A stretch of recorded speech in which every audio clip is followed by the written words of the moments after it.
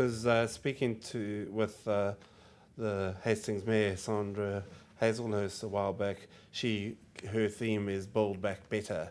And you spoke about the bridges and things like that you've got. And Rissington was, a 1 in 500 year, and then it got smashed.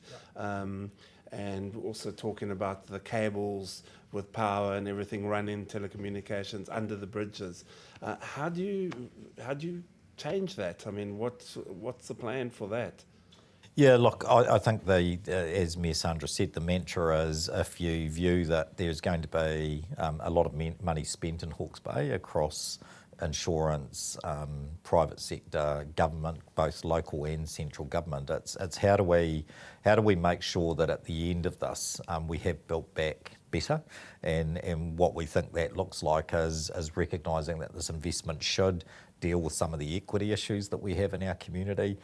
It should result in more fit for purpose and resilient infrastructure. Resilient lifelines infrastructure. I don't think any of us thought for a moment in January that we might deal with a natural disaster and try to manage that natural disaster with no power, no telecommunications, every connection between Hastings, Napier and Whitehall severed by bridges and roads. And it's highlighted that a lot of our infrastructure isn't that resilient.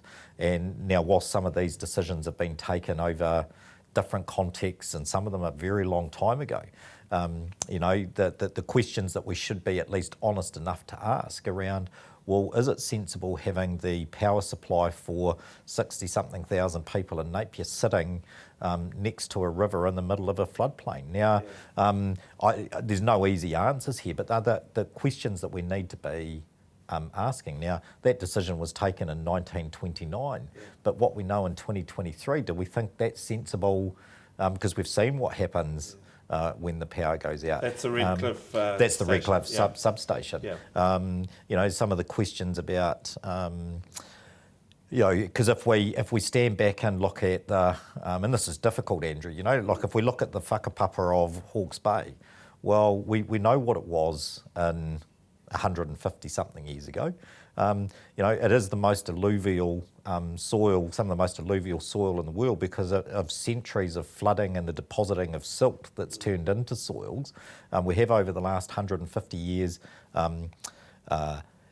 created an economy off those soils through a drainage and a flood protection scheme, but we live largely on the plains in a braided river system that we diverted and changed over the last 150 years. So there is a level of risk living here, and it's how we collectively make some of those judgments around how do you best manage some of those risks, but accepting that there's a degree of risk around where we live.